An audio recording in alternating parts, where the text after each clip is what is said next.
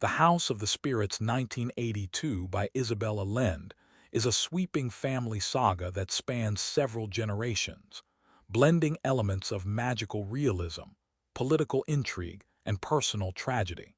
Set in an unnamed Latin American country, which closely resembles Chile, the novel follows the lives of the Trueba family and their rise and fall, intertwined with the turbulent socio-political changes in the country. Through the family's fortunes, the House of the Spirits explores themes of power, oppression, love, memory, and the interplay between personal and political histories. Allende's novel is deeply rooted in Latin American culture, weaving in supernatural elements reminiscent of Gabriel Garcia Marquez's 100 Years of Solitude. However, the House of the Spirits also offers its own unique narrative by blending historical events with intimate family dynamics, showing how personal experiences and national history are inextricably linked. The Del Valle and Trueba families. The novel opens with the eccentric Del Valle family, particularly focusing on Clara, a clairvoyant child who has the ability to predict future events. Clara's sister, Rosa the Beautiful, is engaged to Esteban Trueba, a young man of humble means who works tirelessly in a mine to win her hand. However, tragedy strikes when Rosa dies suddenly, poisoned by a drink meant for her father, a politician. Esteban, devastated by the loss of his fiancée, throws himself into his work, determined to restore his family's lost fortune and reclaim a position of power.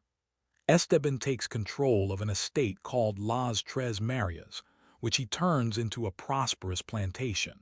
However, his wealth is built on the exploitation of the peasants who work the land, and Esteban's cruel treatment of them sows the seeds of resentment and unrest. His actions have long-lasting consequences, as many of the peasants he abuses later play a role in the political upheavals that occur in the country. Clara's marriage and family life. Years later, Esteban returns to the capital and, in a move to secure a family, proposes to Clara del Valle. Clara, who has remained silent for years after the trauma of her sister's death, accepts his proposal, believing that their union is fated. Clara is an otherworldly figure, deeply connected to the spiritual realm and possessing powers that allow her to communicate with spirits and see into the future. Despite the differences between Clara and Esteban, he is a man of action, driven by power and ambition, while she is introspective and detached from worldly concerns. Their marriage endures. Clara gives birth to 3 children, Blanca, Jaime, and Nicolás. Blanca, the eldest, becomes the central figure in the next generation of the family's saga. She forms a secret relationship with Pedro Tercero Garcia, the son of one of the peasants at Las Tres Marias. Pedro is a revolutionary, committed to overthrowing the oppressive social order that Esteban represents. Their love affair, however, is doomed by the vast social and political divide between them. The next generation, Blanca and Pedro's forbidden love. Blanca and Pedro's relationship is the heart of the next generation's narrative. Despite their love for each other, their affair must remain secret because of Esteban's extreme hostility toward the peasants and his conservative views. Esteban's obsession with power and control extends to his family, and he fiercely opposes any relationship between his daughter and a man of lower social standing. Blanca becomes pregnant with Pedro's child, but to avoid scandal, Esteban forces her into a loveless marriage with a French count, Jean de Sadigny. Blanca's marriage quickly falls apart, and she returns to her family's home with her daughter Alba, the product of her relationship with Pedro. Blanca's resilience and devotion to her daughter help her endure the difficult circumstances of her life, but her love for Pedro never fades.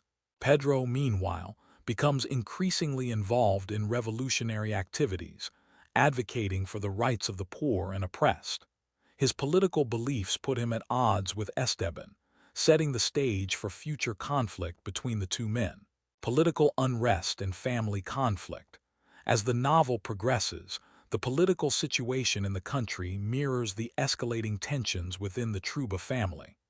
Esteban, now an old man, becomes a prominent figure in the conservative political party, using his wealth and influence to support the ruling elite. However, the country is on the brink of revolution, with socialist and communist movements gaining momentum. Pedro Tercero becomes a leading figure in the revolutionary cause, and his ideas begin to spread among the workers at Las Tres Marias, fueling unrest. Esteban's children also take different paths in life.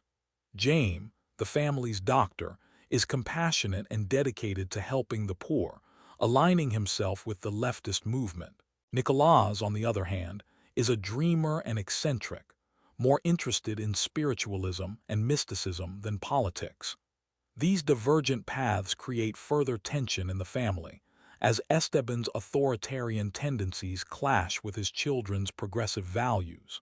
The growing political unrest culminates in a military coup, which is clearly modeled on the 1973 Chilean coup that overthrew President Salvador Allende. The coup brings to power a brutal military dictatorship that cracks down on leftist sympathizers, resulting in widespread violence and repression. Esteban initially supports the coup, believing that it will restore order and protect the interests of the wealthy elite.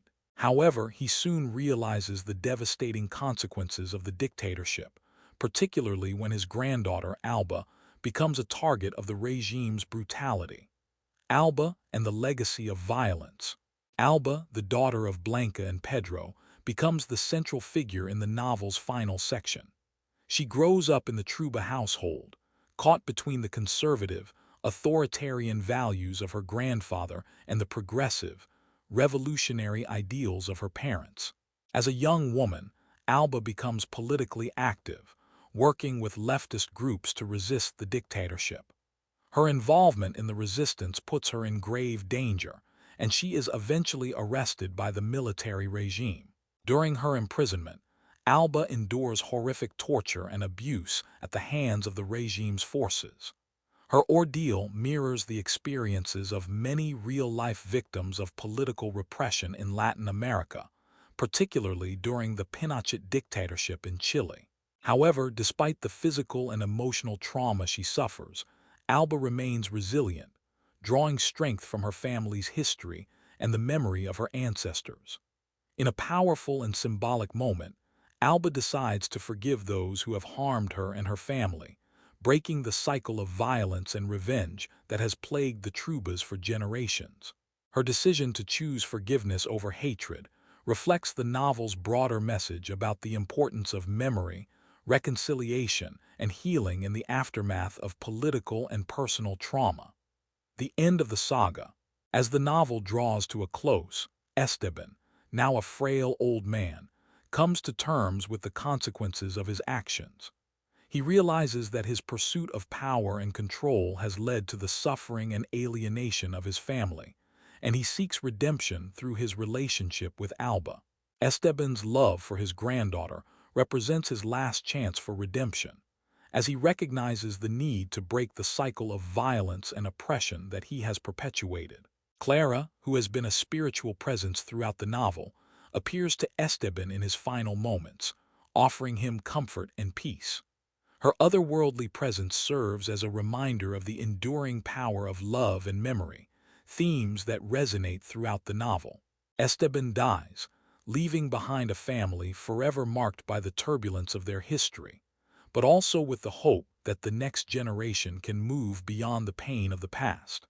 Alba, who has inherited Clara's gift of clairvoyance, takes on the role of family historian, recording the story of the Truebas and preserving their memories for future generations. In doing so, she ensures that their legacy, both the good and the bad, will not be forgotten. Themes and motifs. Power and oppression. One of the central themes of the House of the Spirits is the abuse of power and its impact on individuals and society. Esteban Trueba embodies this theme, as his pursuit of wealth and control leads to the exploitation of the peasants who work for him and the oppression of his own family. His authoritarianism mirrors the political systems that dominate the country, particularly the military dictatorship that comes to power later in the novel. The novel also explores how power is contested and resisted.